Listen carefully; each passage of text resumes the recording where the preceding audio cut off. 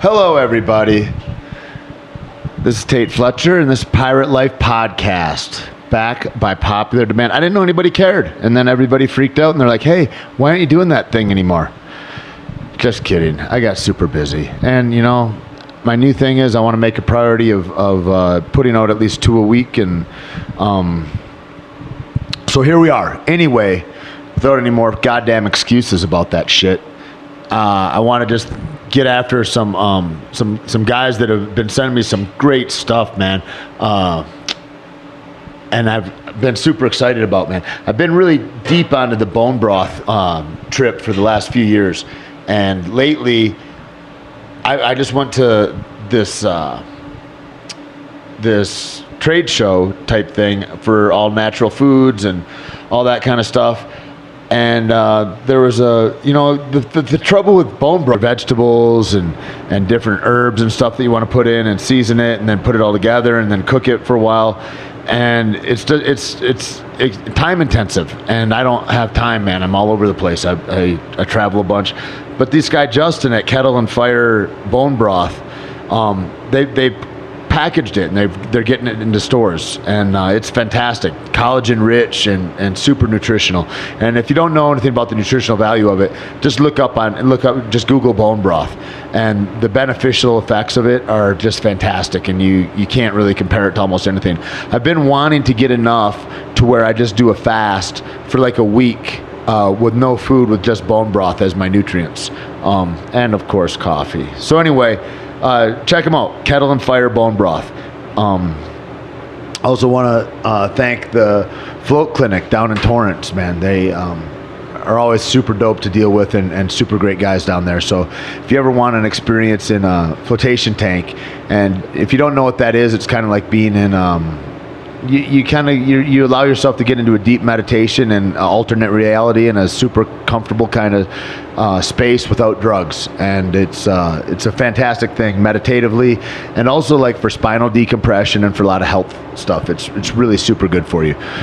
And you can Google anything about that. Just look up flotation tanks, or you can hear Rogan talk about it ad nauseum all the time, and he's had a bunch of different guys that build them and have different excellence and expertise in that area on his podcast, and you can Google that. What else? We're opening up a Clutch Houston soon, so in Houston, Texas, you can get after that. Y'all know about Concrete Cowboy already. Dallas, Austin, Houston. Just a great night spot full of cool people, good vibes, and nice place to go relax, rage, whatever you want to do. Most beautiful women in Texas are working there, and some of the coolest dudes I've ever met, man. It's really a real great positive joint, and kind of an alternative to the regular douchey nightclubs that you end up in. Great spot. Clutch is more food oriented. We're a full restaurant and bar, and it's awesome. So check that out. Look at a lot more stuff coming from Pirate Life. We got new hats on cavemancoffee.com. The Pirate Life hats are sold out. I think that I need to put more up and get some more made, but haven't done that yet. Pirate as Fuck shirts are almost sold out, so you ought to check those out. We have great baseball tees and all that with that logo. And it's a little excessive for some people, I know, so don't be mad if you don't wear it. I send them to some people, and they're like, I got kids, motherfucker. I can't have that shirt on. And then we got these other crazy fucking people, and you goddamn people shouldn't have kids. These fucking people are out there, and they're going, when are you going to get kid sizes for the Pirate as Fuck tee? And I'm like, how about never? Like, I'm not exactly like conservative by any means, but maybe you draw the line somewhere. I don't know. Everybody's got different boundaries, I suppose. I suppose if you feed them high fructose corn syrup, it's safer to have them in the shirt. It's all your choices, whatever. Other stuff from Caveman Coffee, man, I don't have the product on the shelf yet, so I don't want to talk about it. But there's some cool goddamn things coming out. So just stay tuned for all that. What else? There's people that want to give me money on this to give their advertisements. I don't know. My thing is like, if I don't use the products and I don't dig the products, I'm probably not going to talk about it like that. The bone broth guys, they just let me try their product and I just dig it. So like, I talk about it, but like, yeah, man, the route to do that. It's the same thing with athletes. Athletes are like, hey, do you ever sponsor people at Caveman Coffee? Or do you ever do, what's the word now that's in vogue?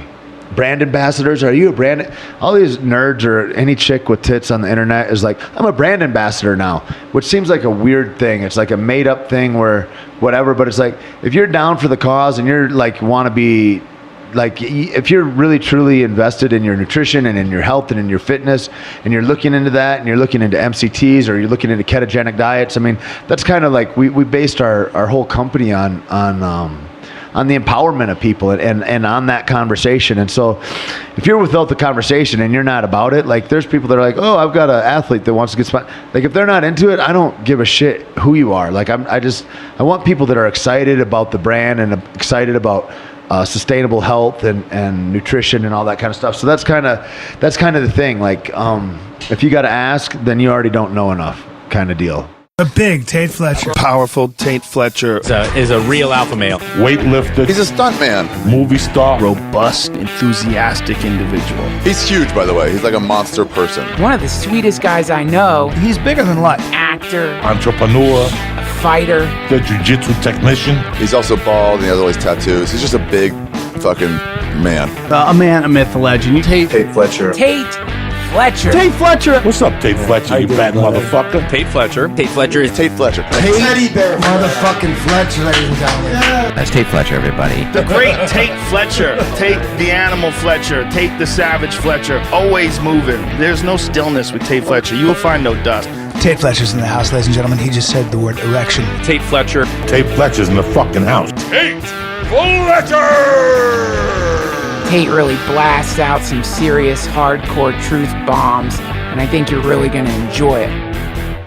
Today I got one of my favorite people in the world, Luis Castillo, and also known as Weezy Wee, or a few other things that I can't name really because this is a family show. But I've known Luis since I don't know, since when? You're 13, 14 years old? I was 14 when I first met you. 14 years old.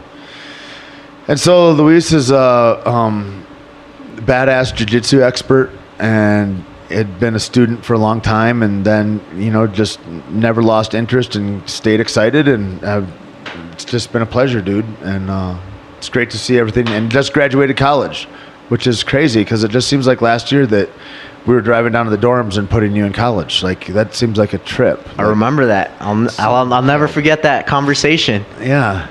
It's wild. I made him listen to Kanye a lot, the Kanye song about like fuck college, whatever. Great, like, but it's like, I was like, I don't know that I agree with college in any. I still don't know. Like, I feel like it's silly in a lot of ways unless you're gonna go into a specific thing. Like, if you're gonna be a dentist, please let's do some college. But like in a lot of ways, I think it teaches you how to think, and I think that's a really good thing. And also, I think it's such a thing to be proud of, to have gone and completed it and been disciplined and gone through that. And especially you, like I remember saying that at the time, especially you as a first generation immigrant to America, to be like, yeah, I went to college, and that's a huge deal. And I don't know, I'm so impressed with you, man. And congratulations. And I wish I could have been at your graduation.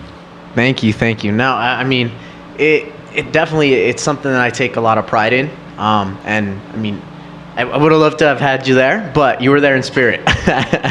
So I remember as they were handing me my diploma, I remember the conversation we had outside the dorms, and that'll stick with me forever.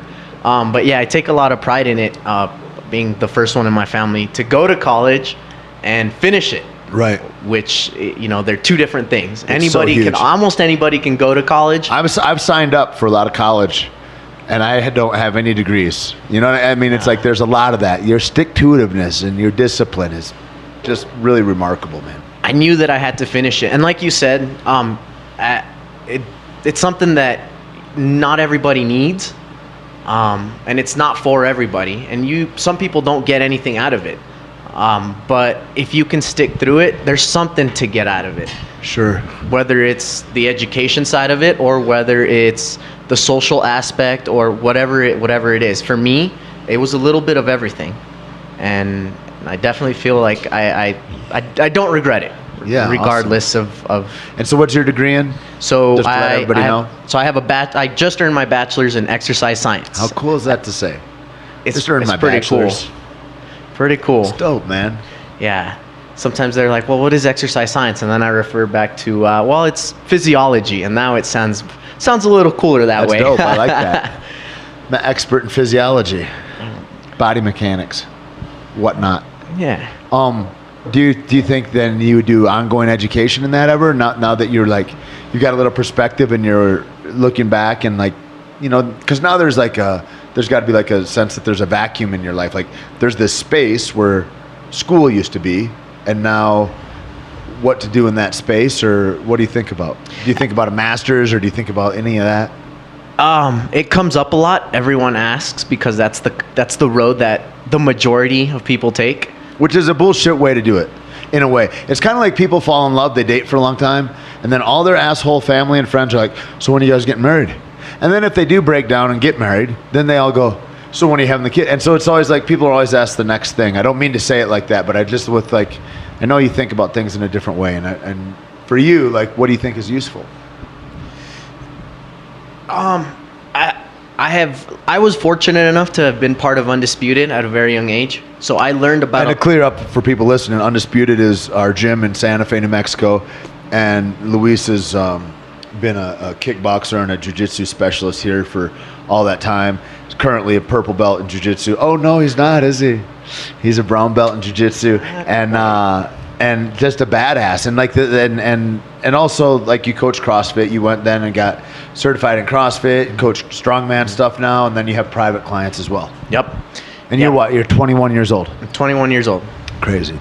I just heard Steve Maxwell. Did you listen to him on Rogan? I did not. So Steve Maxwell is a guy. He's a kettlebell guy. Kind of maybe as famous, and he's done as much for the kettlebell movement in America as like Pavel Tatsulian or something like that. But he's also Maxercise was his gym out east, and I think in Pittsburgh or Philly, I don't know.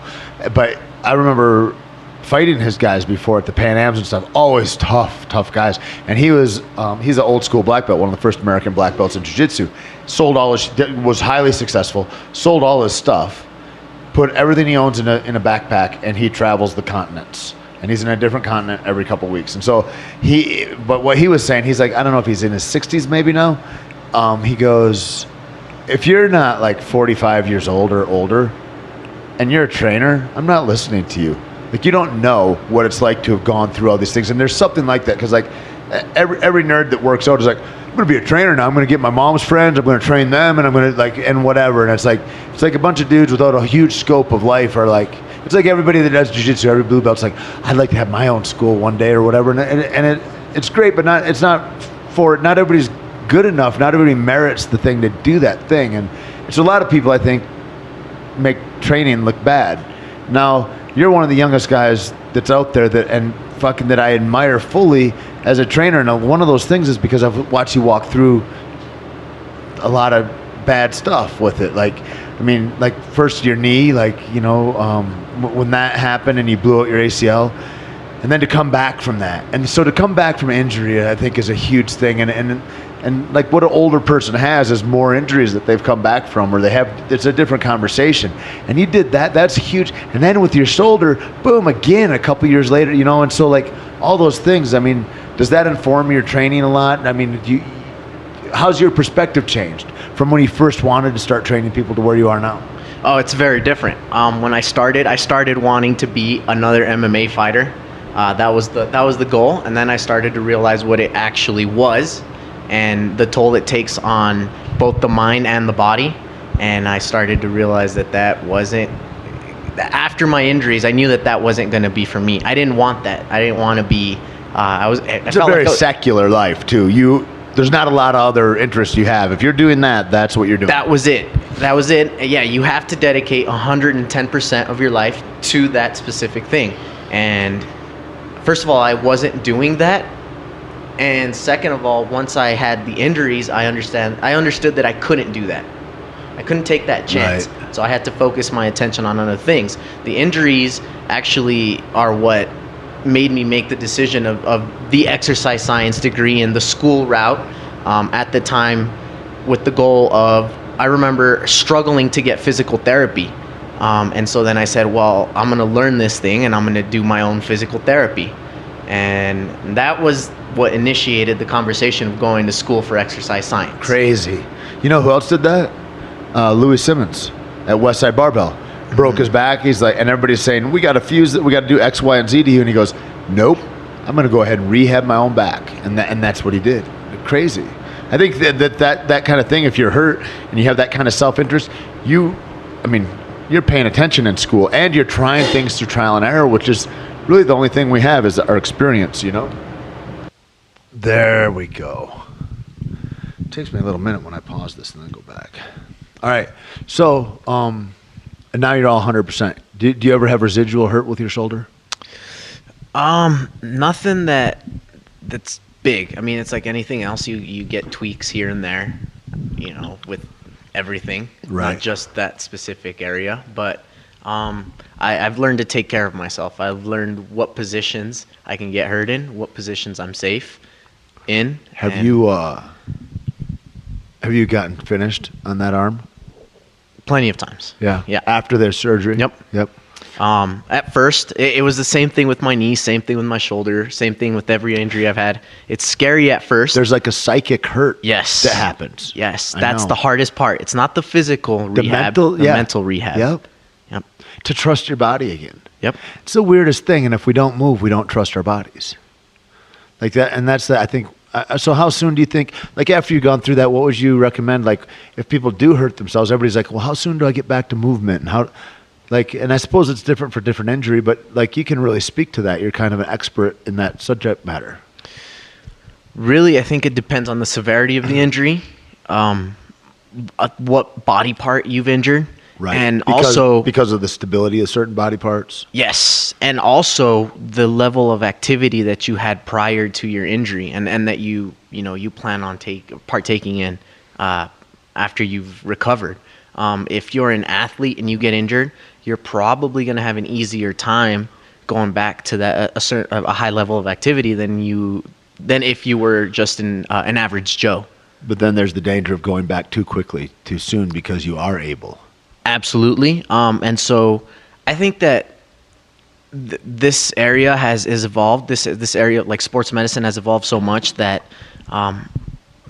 generally you're going to have the best therapists, no matter where you go, the best care, that tend to give you the best advice for the most part. You know, depending on the injury, first thing that happens is you're going to have 3 to 6 months. Right. That's the general timeline. No matter what. Yep. And I think that the recovery time is going to vary on how you feel. And on how you feel emotionally? Both, emotionally and physically. There were times I remember coming back from both injuries. I had a similar kind of timeline for both, where your mind is ready to go, but you know that you cannot do a certain thing. Right. And so you have to kind of assess, is it worth it? Is it not worth it? And then there's times when your body's ready to go, but your mind's like, oh, I'm kind of scared. Maybe I shouldn't go back yet. And then you hit that point where you're like, okay, I'm good. I believe that I can do this. It's interesting, that belief. It's almost like when you do a deadlift or something like that. You're like, okay, I pulled 500 pounds, but that was heavy. Or maybe I did 505. And then maybe there's 490 on the bar, like 3 weeks later or something. You're like, I don't know if I can pull that. Like I say, I have that question in my head.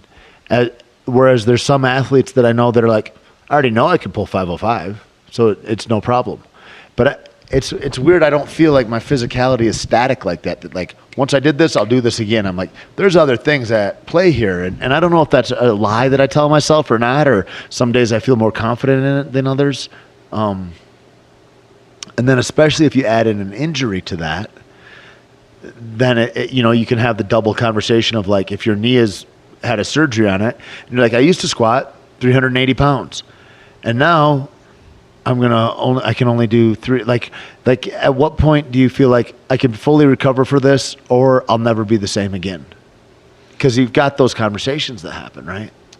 I had those happen a lot in my head. Are they done now? Right now, yes. Crazy. And I've had injuries since then. What have you done to prove that to yourself? Like, because you have to prove that to yourself. You have to make yourself believe that, right? Absolutely. Just doing it, really. Because how many pussies do you know that are like, I hurt my knee in football back in high school, and so I just don't run anymore, or what? It's like, you are a coward. So like, there's a lot of guys that let that conversation defeat them. I hear it. And you're telling me you got a often. secret with how not to do it. I just think it's a drive. It's how bad do you want it? For me, jiu-jitsu, kickboxing, CrossFit, it was what I wanted to do, is what I chose to do with my life, and I knew that injury or not, I had to do it somehow. And so I had to work towards making that happen.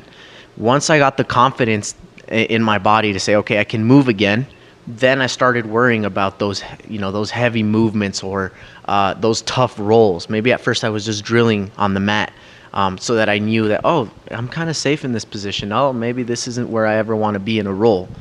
Once I knew that I was safe, then I went back to my traditional training like it never happened before. Crazy.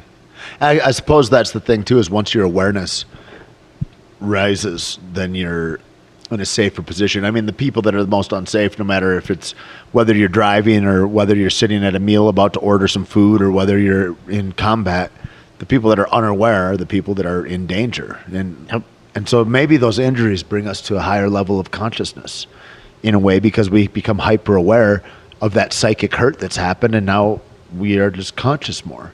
It's kind of like when I roll with somebody, it's not that I'm not treating a black belt different than I would treat a white belt in a way. Like, I'm being aware of all the things. I'm believing that white belt or blue belt or purple belt or whatever can do all the things to me that black belt can do. Because I have to be, because maybe they did. Maybe they just learned that thing, and that's the one thing they know is some high level move. But I think you have to be completely careful and aware of all the time. Like, all the guys that were the best in jiu-jitsu that I ever looked up to were always guys that were cognizant of everything that was going on and all the occurrences that could happen. It's not to say that they wouldn't put themselves in bad situations to work out from them, but they were aware of what they were doing. They weren't going to get caught by surprise. Yeah, and I think that's something that jiu-jitsu teaches everyone. And as you, skill aside, but just as you spend more time on the mat, you become more and more aware. And it translates really well into every other kind of movement. It's just the thinking, the level of thinking. And that's something that I had to learn to deal with, and I had to really master in order for me to perform at a high level, despite, having your these mind injuries. had to come along with your body. Yes. Yep. Do you think that helped you in school? I mean, did that ripple into other parts of your life? I think it did. I never thought about it too much into school. Yeah. School was always something that, I mean, you grew up and you're taught this and you kind of just regurgitate the information. So there's not a higher level of thinking in that way. But everything outside of it, for sure. Are you trying to suggest that school is not a higher level of thinking? No, I didn't say that. I did not say that. No, but I felt like after a while, like these injuries and everything that I was doing outside of school was becoming more and more relevant than what I was doing in there. So like the more time I spent on the mat, the more time I spent coaching, the more and more that I was able to learn what actually happens, right? Right. And more experiences So that you were I more went through. informed than, I mean, you're in this physiology kind of body mechanics, movement, expertise, and recovery there. Like, you being in this setting of your work in your spare time, you're a hobbyist at all of that stuff. And so, like, do you feel like, did you see that you were progressing more than your counterparts? I think so, because I was putting myself through all of it. I wasn't just absorbing the information off of a book. I was testing it subconsciously on myself, but I was putting myself through all of it. And again, it all started with those few injuries that led me to start thinking that way. Huh.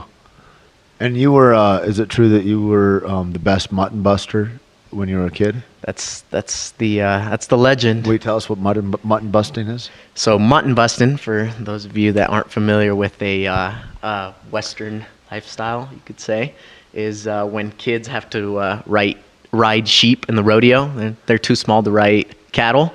I gotta go see this sometime. Yeah.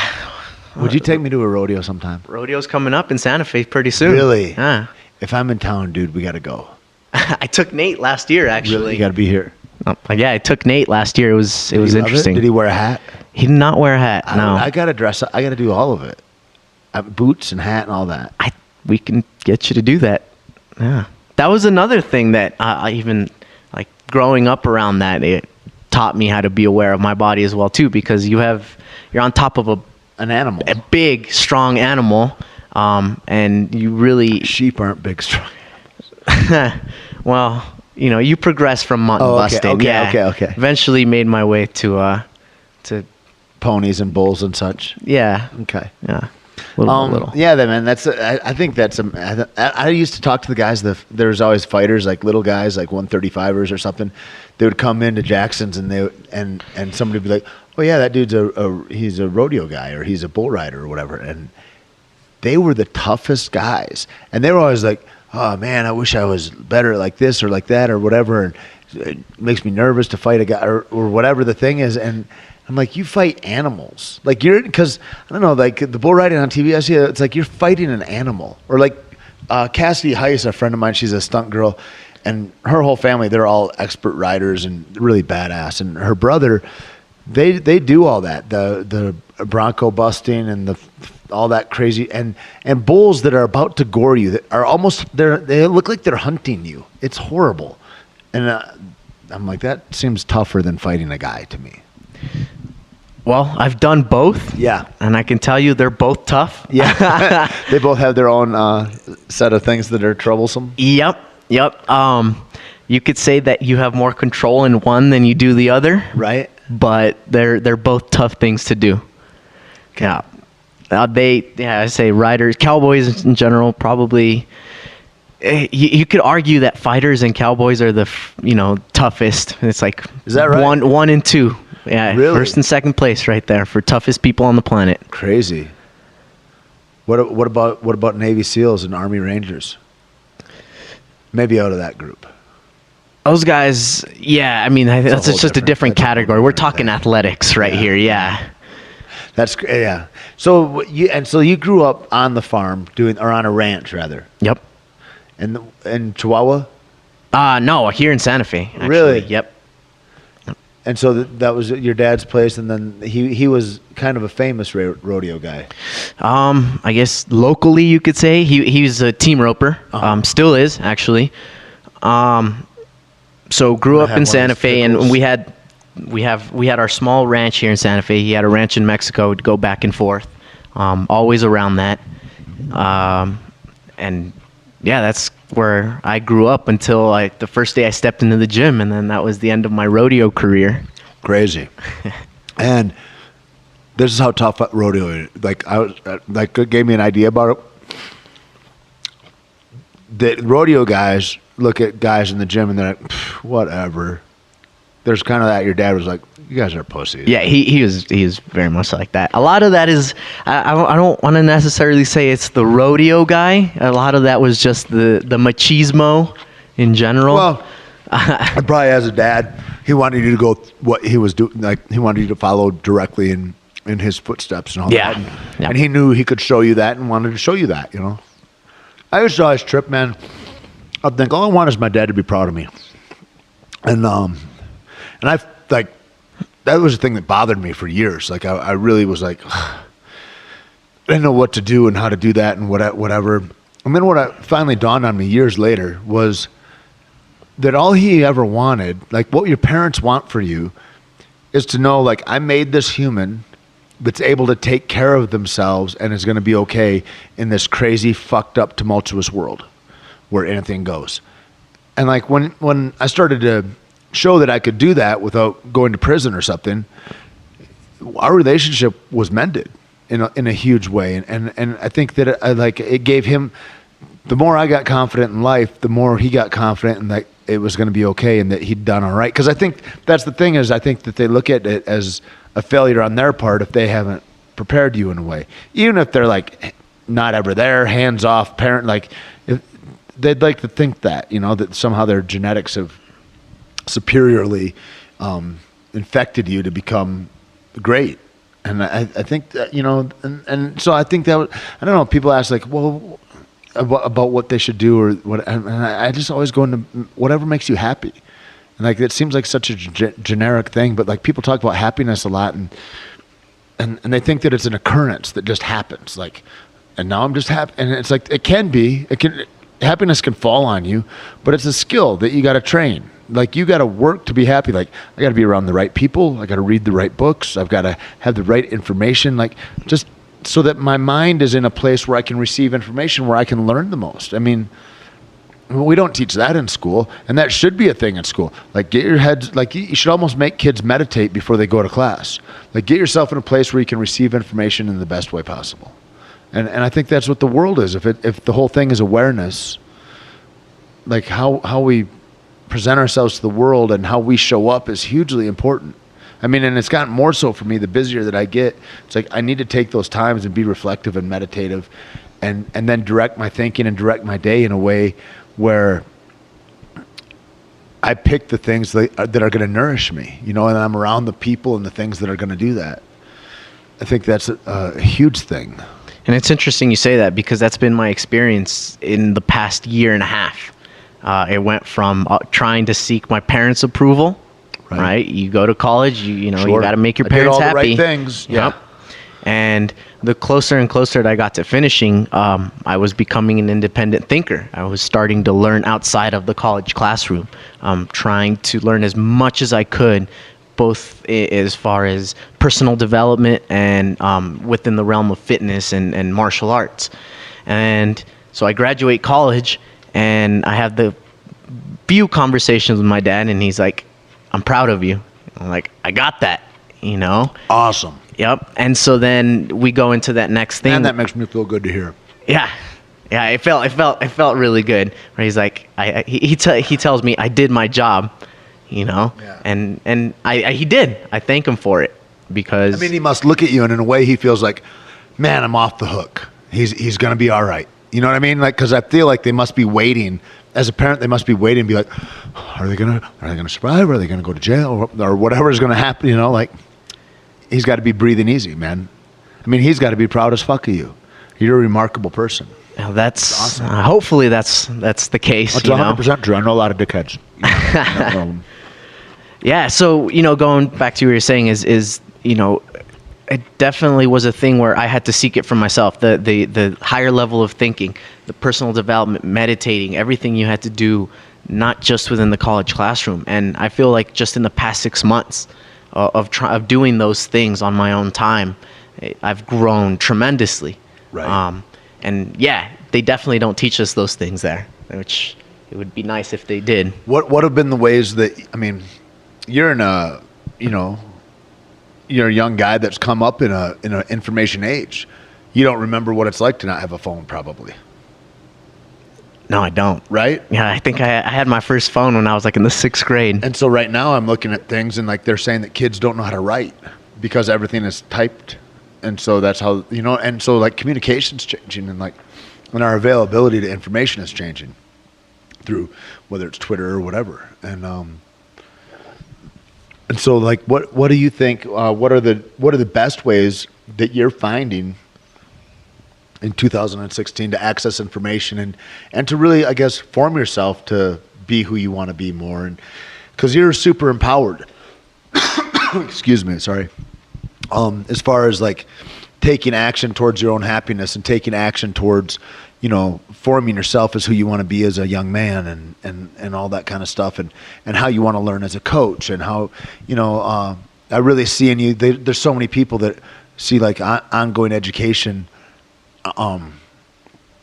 as something that's unnecessary. And you see that with doctors a lot. Like I look at it like when my mom got her hip done or like a friend is going to get a boob job or something. It's like you want to go with the people that have done that have deft hands to go into those movements and that are going to, if a blood vessel breaks, that they already know they've been in that situation so many times, they're just going to react to it. It's going to be fine.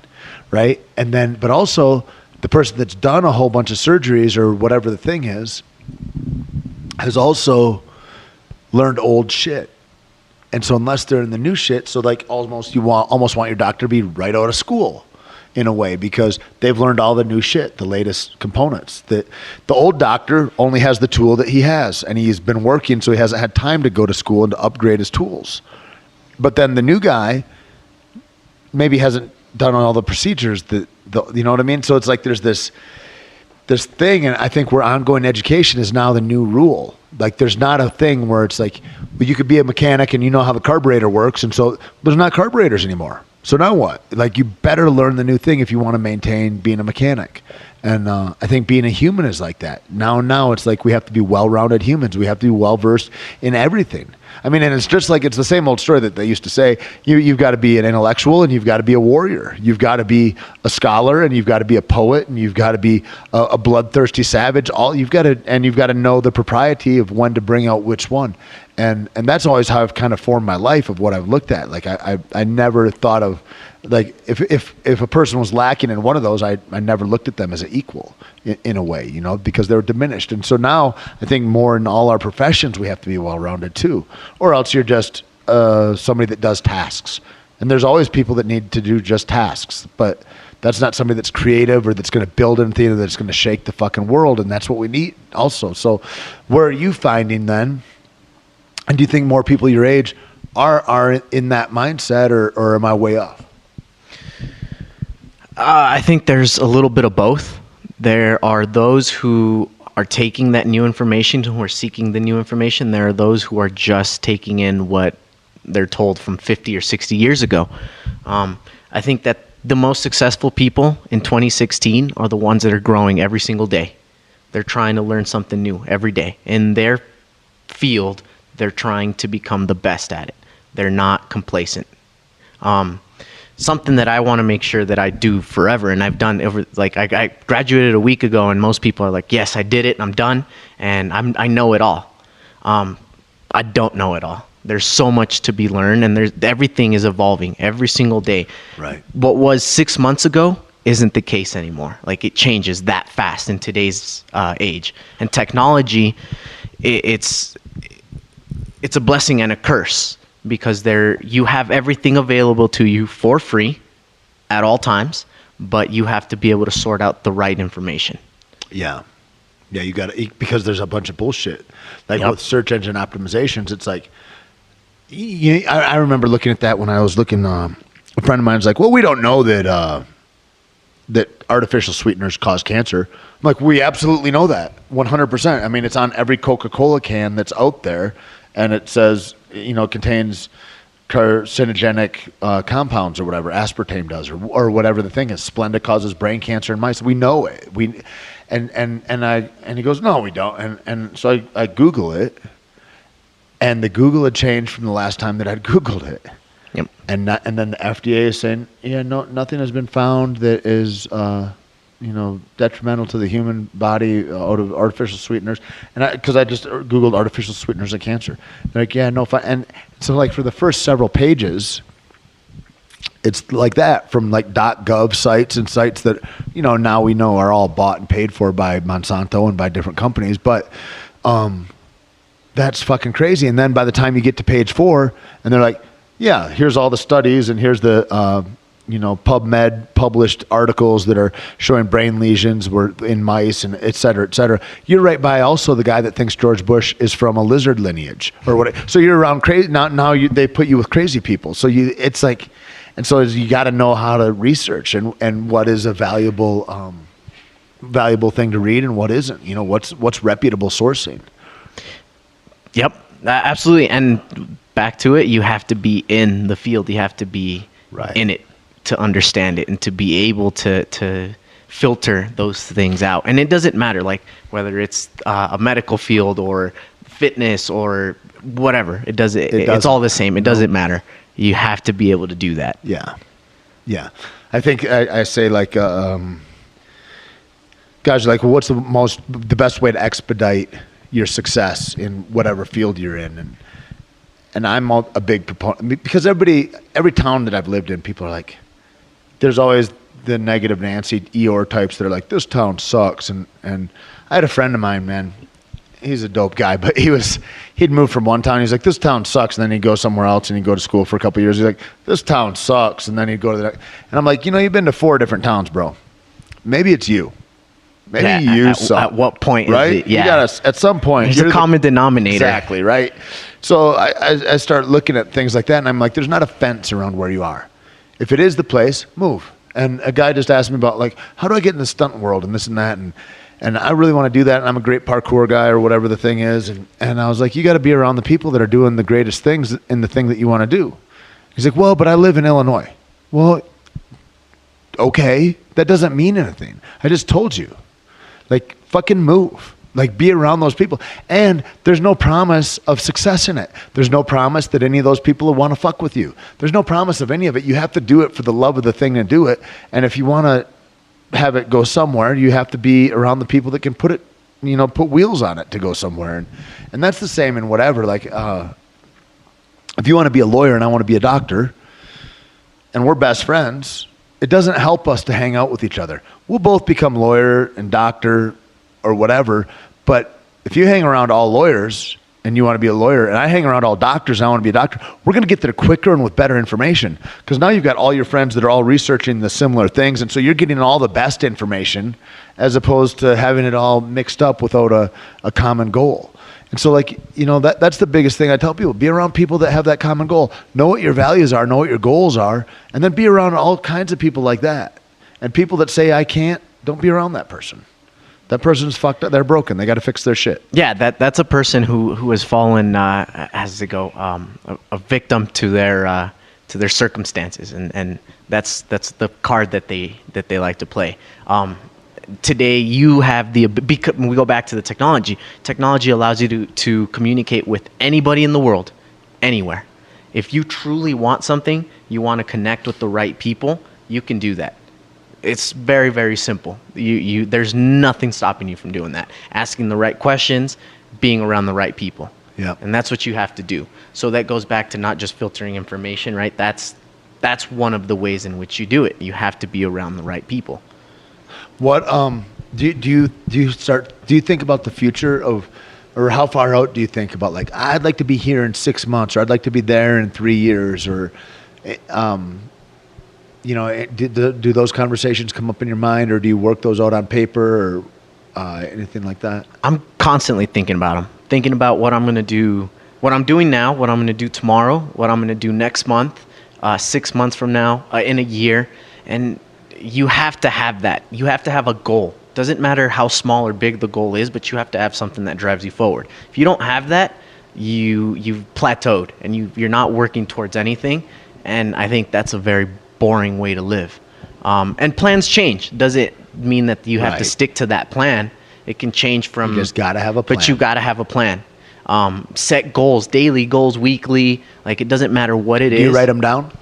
I'm trying to get better about that. That's one of the things that I'm working on as far as my personal development goes. I rarely write them down. I'm mostly in my head with it, and then sometimes I'll write them down if they get big. Yeah, and so there's arguments for it. There's arguments for keeping everything on paper, right? Reminding yourself. I think that it helps, but the important thing is just to have the goal. It's most important. That's what Greg Jackson says. Yeah, I think that's what makes the difference. Is just constantly having it in the back, not in the back of your mind, just at the forefront, I should say. Like, you got to have a plan. You got to have it. Yep. Got to have a plan. Plan will change. Yep. But you got to have a plan. But you got to have something. Yep. What are the best things that you're listening to that are helping you right now? I know you just recently gotten into listening to a lot of podcasts and things like that. And I don't know if you're reading or you fuck with audible.com or what you do, but.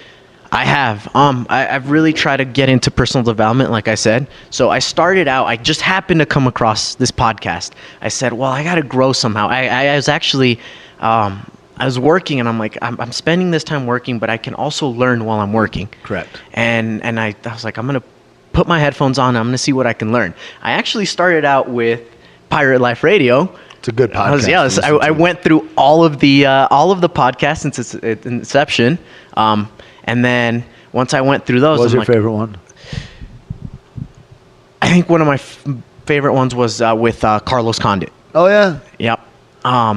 Huge fan as far as the UFC, but how intelligent he is, That he's was bright, man. that was something that was. You know, he's a badass shooter too, like with handguns and with long guns. Archery. I follow him he's on Instagram. Yep. yeah. And I'm a fan of archery, and he's all constantly. Dude, I watched him at the shooting range on his Snapchat, and it fucking savage, dude. I can't wait to go shooting with him. Every time, like, he sees my Snapchat, he sees I'm in the 505, he's like, "Hey, bro, what's up? Where you at?" And I'm like, "Dude, I'm here 2 days. But I'm dying to go shoot with him because he's a bad, and his dad is badass too.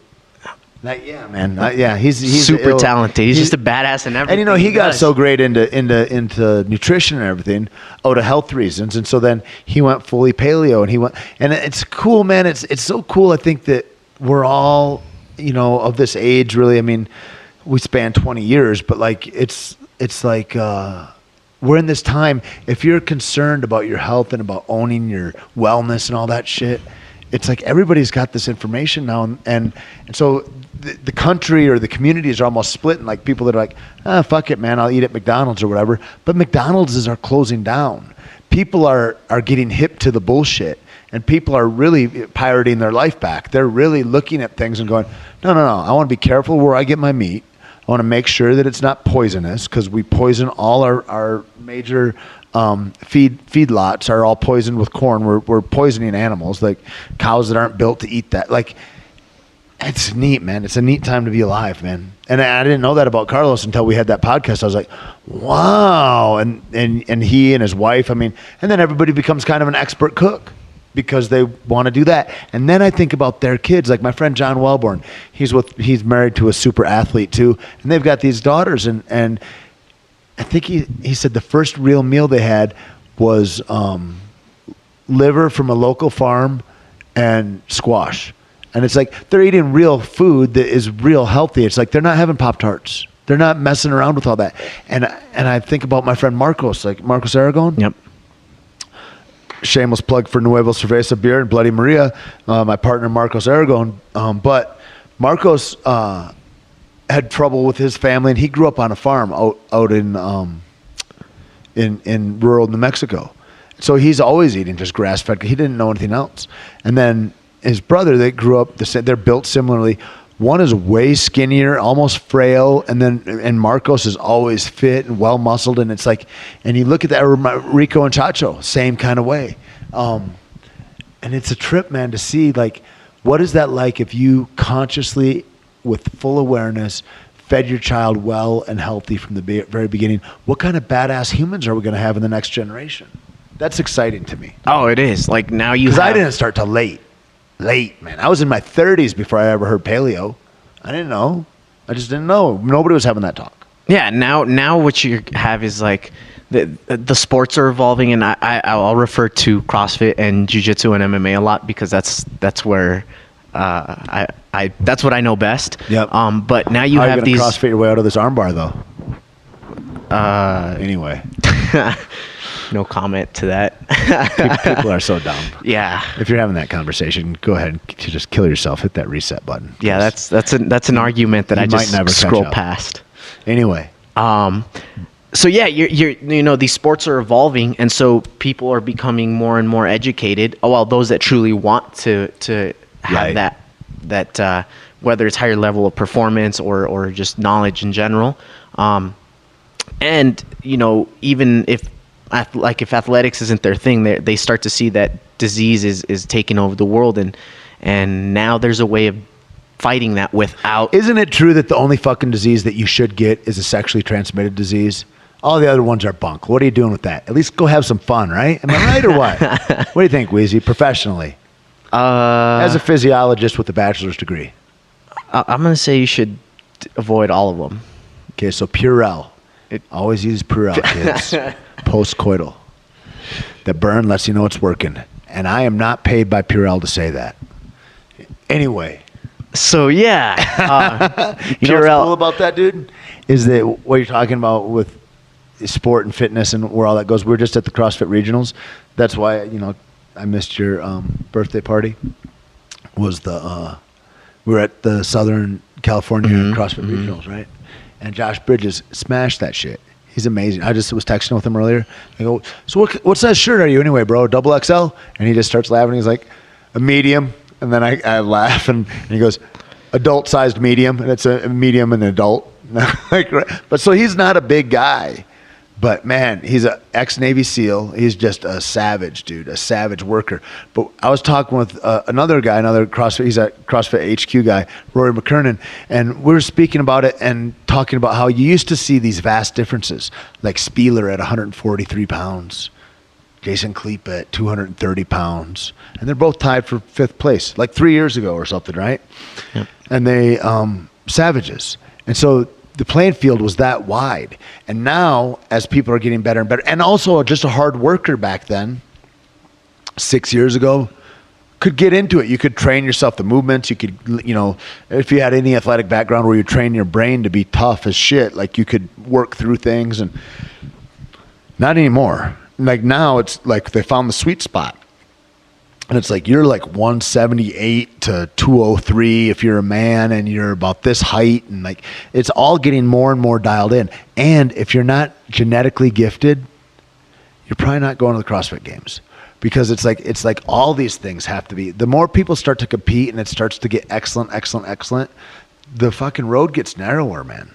I mean, we're seeing that everywhere. We're seeing it in MMA.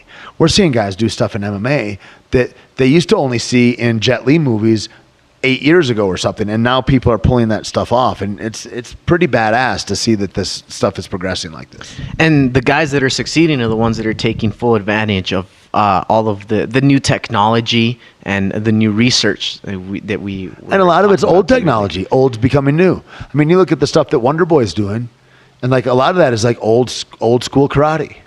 And so like you see these kicks and you see things coming up and you're like, oh, that's stuff that would never work. And all the stuff that we were saying would never work 5 years ago, 8 years ago, 10 years ago is stuff that people are like, they grew up believing it, and now they're pulling it off because now MMA is in that language in Taekwondo academies and such too. So you've got these highly athletic guys that have huge explosive potential in their muscle fiber. Their kinetic chain is just fucking snappy. And they can do a 720 tornado kick, and now they're in MMA and they can do that too. Oh God, it's not just a tough guy that can grunt out the rounds. It's you got to be talented. Well, and now these guys are full athletes. Like they're not just guys that are talented at martial arts or CrossFitters who happen to be genetically gifted. These guys have a perfect diet. Right. Like everything is That's calculated. What do you think about Daniel Cormier? How do we still have a fat guy in the UFC at a championship level? Well, it could be said that... Is that rude? Am I in trouble that I just said that? It could be because he hasn't fought John Jones again. But still, you can't take away the guy's amazing. But then I think... And it's just crazy to me because like that's a guy that if he lost all... I mean, he carries what you would call baby fat, except he's an older dude. What are you doing? And also, like, where's your attention to excellence? It's crazy he's an Olympian to me. Because I'm like, where's your goddamn self-pride? Like, where's your, like, how do you carry yourself around like that and be like, I'm on the top shelf of this? Like, it's like, shoot higher. Well, and then I feel like a dick. I'm like, you ain't shit, Tait, and this guy is a fucking champion in the UFC. I just feel like he's an amazing athlete, right? Olympian. He's now the light heavyweight champion. He's probably one of the older... Wait, is he, or did he vacate that belt? No. Because John's got an interim belt, right? He's still he's the current champ. What do you think of these interim belts? That's the gayest shit ever. Yeah, I think that's a lot of politics involved. So with that. silly, right? Yeah. Who was it a while ago that they fought for an interim belt and neither of them were, or they were having a championship fight and neither of the guys were champions. I think it was when Dos Anjos was out, maybe. And it was like Connor against that little badass from Alpha Male. Oh, no. So that was for the featherweight belt. Is that what it was? Yeah, that was for the featherweight belt. But neither of them held the belt. No, that was when... Stop that, Dana White. Cut it out. Yeah, that was a year ago when silly. Aldo had to pull out of the fight, and so they made it an interim title fight for Conor and Chad Mendes. That's the dumbest thing ever. It really is. That's ridiculous. There's some and then at the same time, for sure. go ahead and let Conor take that fucking belt away. You don't get the belt. You don't get to fight out of your weight class 2 fights in a row and not defend that against Frankie Edgar. How dare you? That is bullshit. I mean, to go ahead and fight out of the class, awesome. People can watch you. You're rad. I think he's great. It's fantastic for the sport. But for sure, let Frankie Edgar take that belt then, and fight whomever, or let Jose Aldo go ahead and fight Frankie for it. And then that's the real belt holder, and now you'd have to win it again. Because you don't get to just hang on to it and go to the beach and then go and have another fight at 170. Sorry, no way. That is not righteous. There's too much money involved for that to happen. My God. You think there's that much more? I mean, it's a championship fight, but does that mean there's more money to it? Because people are going to watch the Conor McGregor show. I mean, that's the double-edged sword. That's the gift and the curse. Because now Nate Diaz doesn't have a fight. Well, I think that when they make those decisions, they're not just thinking about the one fight in the moment. They're thinking about 3 or 4 fights down the line and how much money that's going to create over the next, couple months or even a year. Right. I think that's what makes a lot of the decisions in the past couple of years have been. It's like with that. Holly, where they were wanting Holly to wait 8 months or whatever before Ronda would be ready to fight, and like that's not even good for the sport. Because if you let Holly fight me like she did, and then you let Misha fight somebody, defend her title, have Holly fight somebody else, have Ronda has to have a comeback fight before she can fight. She doesn't get to just fight for the title. Well, now you've got people, because that steel sharpens steel. If you fight a better athlete, you get better. And so if you want more than a couple of stars in your 135 ladies category, you better let all these other ladies have a shot and brush elbows with what's Holly Holm's left hand feel like, and what does Misha Tait feel like when she double legs me. Like, you better let all these girls that maybe aren't as good or maybe are as good or whatever, but let them all polish each other, and then everybody gets better. That's better for that whole division, right? Not to wait for one super fight. Then it's all hinged on just these people. That's bullshit. That's not good for business, and it's not good for evolution. Yeah. That's my opinion. That's fight promoting I guess, man. From what I understand. Can you name a cool fight promoter? You don't have to answer that. There's one guy in Hawaii. He was the head of X1, but that's now a defunct organization, which maybe you have to be shady as fuck to keep going in this world. I don't know. Do you ever regret not fighting, not going down that road? Or are you more excited about where you're headed now with the choices that you've made? I think I would have regretted not ever trying it. Or do you think, because you're young as fuck, you motherfucker, you could go right now and have a full career? You could legitimately right now have a good, solid 15-year career as a professional mixed martial artist. You're that good. You're at that level. You could easily go in. You could go in really in a couple of fights. Like, you could go in for sure to Bellator, and you could work towards that title, have a few fights, and you could fight in the UFC.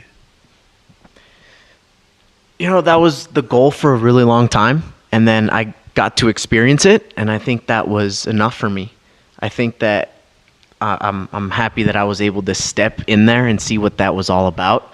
The experience, both in the cage, before the fight, after the fight, all of that, it was great. I got to see what it was like, and I think that was it. I think that the choices that I'm making now, not everything's for everybody. No, I always thought that was for me, and it isn't. Could it be, like you said? Could I just change everything? Like, now I don't have school. I mean, because I didn't start jiu-jitsu till I was 27 or 28 or something. Crazy. Yeah. It's crazy, right? And I've been doing it for 8 years already. Isn't that wild? It trips me out, man. Evolution is a motherfucker. It's such a pleasure to know you guys, like that you guys are all in my life. You and Nate and Ruben and all that. Like, it's just, it's cool because I get to see evolution work. It's really badass, man. What do you think, what do you gauge as successful? Like, what do you look at and be like, that's a successful life? For me, it is... Or if you could define success, to ask it more simply, I suppose. I think for me, success is to be able to live on my terms, I should say. So meaning I have the job that I want, not the one that I need. I get to wake up in the morning and do whatever it is that I want to do. Now, that's not going out to the beach every day, or like for me, I like to wake up and come to the gym. People twist that. Yeah. Like, oh, that means I'll just drink beer and play Nintendo. No. I like to come in. I wake up. I'll get something done at home, and then I come to the gym, and I get to improve other people's lives, and I get to improve my life. and I get to train every single day, which is what I wanted for a really long time, and now I have that. So that's a step in the right direction. Yeah. But a successful life is someone, I think it's also constantly evolving, because you can hit your goal, and if you've stopped, in my opinion, you can have $1 million in your bank account, but you're no longer successful because you've plateaued. You've become complacent. It was weird when I didn't have any choices, or when I felt like I didn't. I felt like I would just like to retire. If I could win the lotto, that would be awesome. That'd be real solid. Jesus, God, universe, Buddha, whoever, if you could work that out, because this thing looks bleak.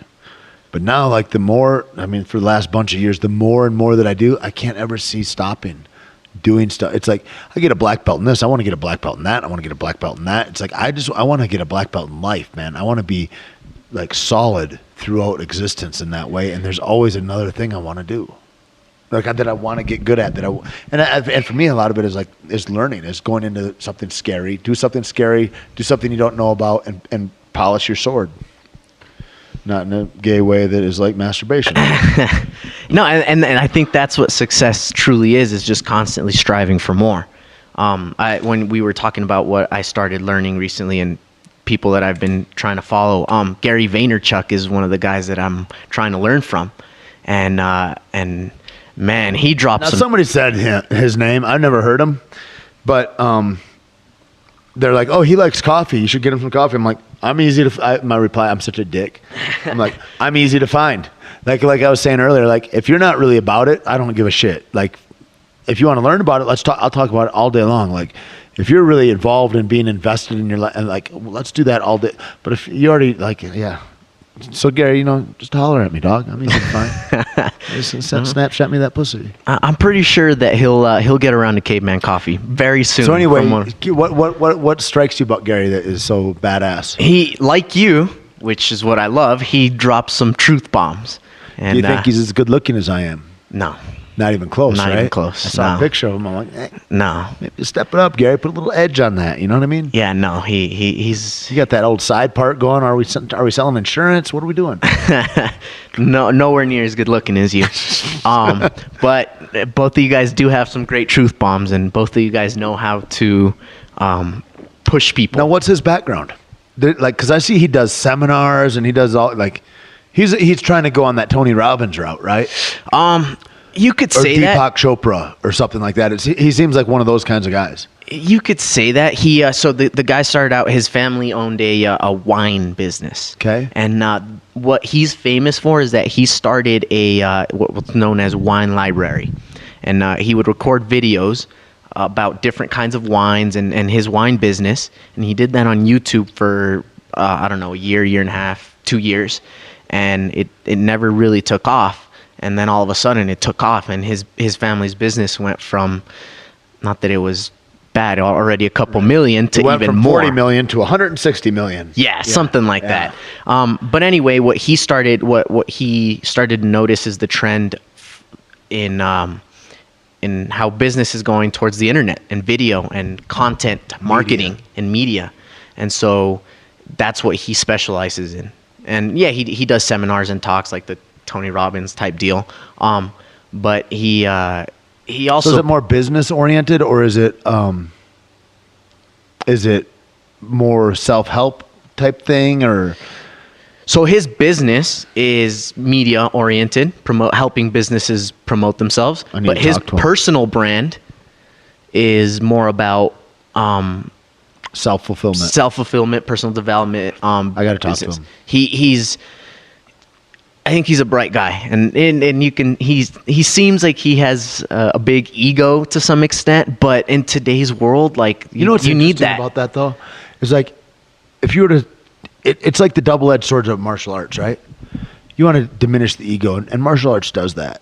But at the same time, if you're a fighter, you need to fucking fill that cage with your ego. You know what I mean? It's like, so there's this, again, it's the balance of propriety of when does the scholar come out and when does the warrior come out?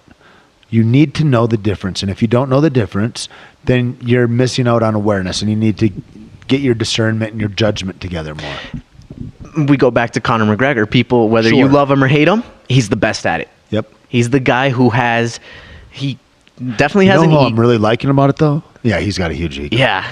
But he's super confident. He reels it back in. I think what people find out is they go, if I got a huge ego and I just walk like I'm the biggest cock on the block all the time, man, it gets empty. You know what I mean? It makes people sad. The reason to not have a big ego isn't so you can tell your fucking friends or jackasses on the internet that, oh, I'm a humble guy, or people could say I'm humble, and then you feel like big by it because that builds your ego. Like the reason is because it's miserable. Like if you get a huge ego, you'll find yourself on an island. You know what I mean? And also the other thing is like when my ego's been the most fucking ravaging, I can't learn. What can you learn? Because your ego's already telling you know, and you know better, and you know more, and so you get into a place where you actually become diminished by thinking of yourself as great, and that's a trip. And like you see people that never address that. You know, you look at like fucking, you know, I mean, you can see it with guys that I'm dying to name right now. I'm dying to say names right now, but you can see it with guys that aren't about shit, that think they're fucking the greatest. And you're like, you don't merit any of that, but you got all. But so how come that dude can never learn? How come he's still at a purple belt level, even though maybe he's saying he's a black belt, and he's been doing jiu-jitsu 20 years? How can that be possible? Because of that ego. I used to think that there's no dickheads in jiu-jitsu. And now that it's so widespread, it used to be that like there were no dickheads because there's only really cool guys could hang and stay there, and only cool guys were really seeking out, you know, how can I break my ego down and I want to be in this thing and I want to try hard, and how is it that I can like really put myself out there on the edge of danger and greatness and despair and all that in a role. And like guys in jiu-jitsu found that out, and their egos all would get in check all the time. Now it's like there's more and more dickheads all the time. We're in a new era, Weezy. We are. Everything's evolving. Like Sure is. saying.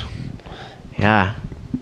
I don't know. Gary Everything Vaynerchuk. I don't know. So Get at me, dog. Yeah. So we were talking about him and the necessity of ego. Yep. And And how to he control has that. it, but he also, going back to, he knows when to check himself, I think. I don't know him personally, right? I mean, at some point it'd be cool to meet him.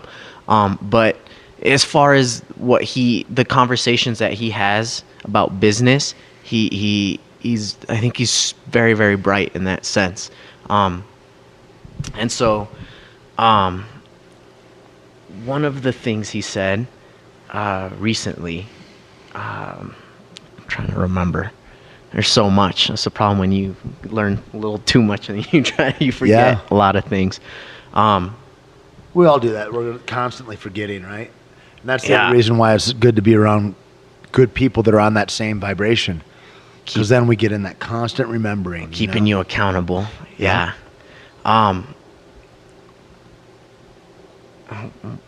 You're thinking of one of Gary's big lines that he says. Yeah. I just spaced it. It'll come back to me at some point. We were talking. We'll get back to that.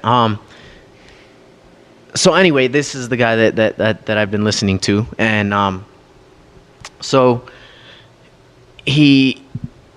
how he started. And you were asking me about his background, right? So then, like I was saying, his business is media. His personal brand is personal development, and all of that. And going back to So how did he start? Well, it was with Wine Library. And so he just grew up in the wine business. Yep. And he maybe went to college or...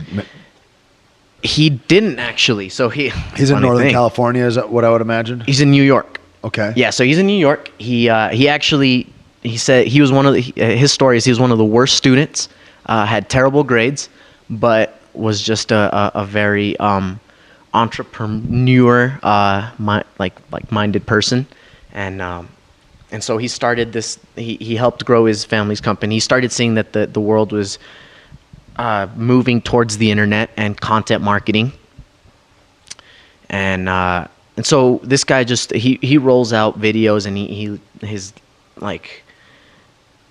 daily life. He pretty much documents all of it. Really? Everything. So is somebody else filming him? Yep. He has a full-time camera guy, follows him around everywhere.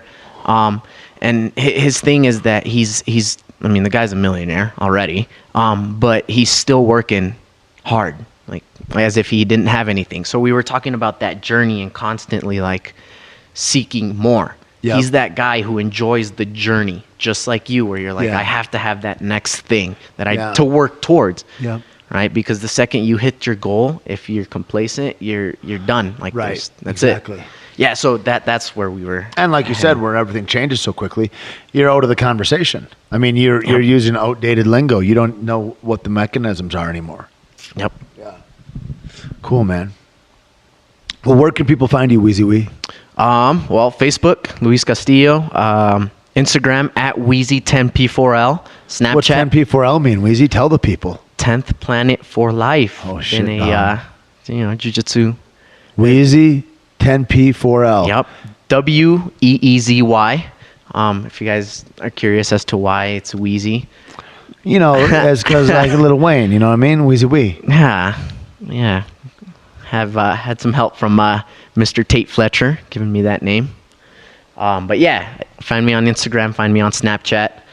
Follow me through my journey, and if there's any other young people that have questions or that are on this journey with me, you need any coaching tips? You need anything? Like, I mean, it's easy to find and super expressive. So hit him up on Instagram or wherever.